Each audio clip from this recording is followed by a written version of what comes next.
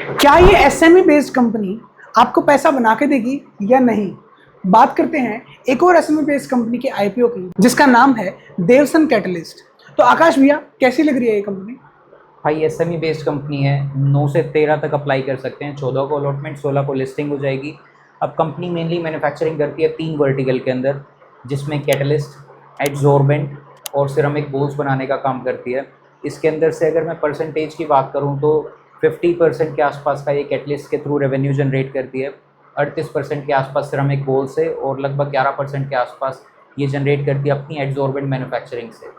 B2B segment में operate करती है भाई कंपनी, जिसमें डोमेस्टिक और इंटरनेशनल दोनों मार्केट को केटर करती है।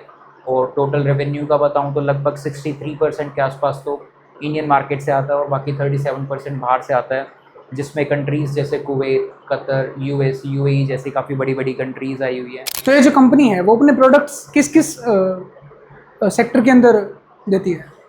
भाई अगर इंडस्ट्रीज़ की बात करूं तो जो इसकी एप्लीकेशंस है वो ऑयल एंड गैस सेक्टर हुआ, पेट्रोकेमिकल इंडस्ट्री, स्टील इंडस्ट्रीज़ हुई और फर्टिलाइज़र इंडस्ट्रीज़, यहाँ पे इनके प्रोडक्ट्स का यूज़ किया जाता है। तो भैया, ये जो कंपनी है वो मार्केट से कितना पैसा उठा रही है और कहाँ कहाँ यूज़ करेगी?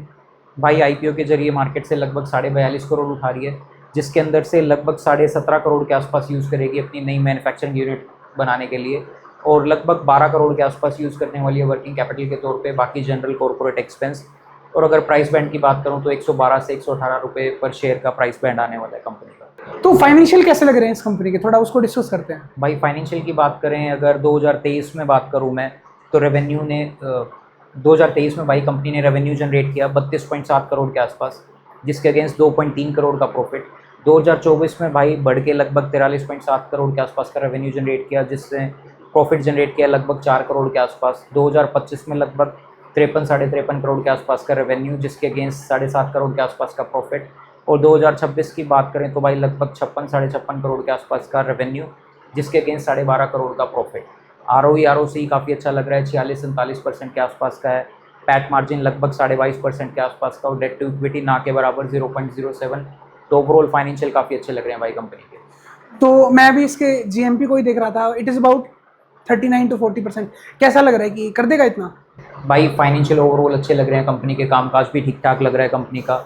ये सब देखते हुए भाई कंपनी अप्लाई करने लायक तो लग रही है, लेकिन जितना जैसे आपने बताया 39% के आसपास का जीएमपी है, तो मैं लगभग 30% के आसपास एक्सपेक्ट कर रहा हूँ। तो ये सब देखते हुए भाई मैं तो अप्लाई करने वाला हूँ। आप अपना एनालिसिस करो, उसके बाद ही कुछ डिसाइड करो।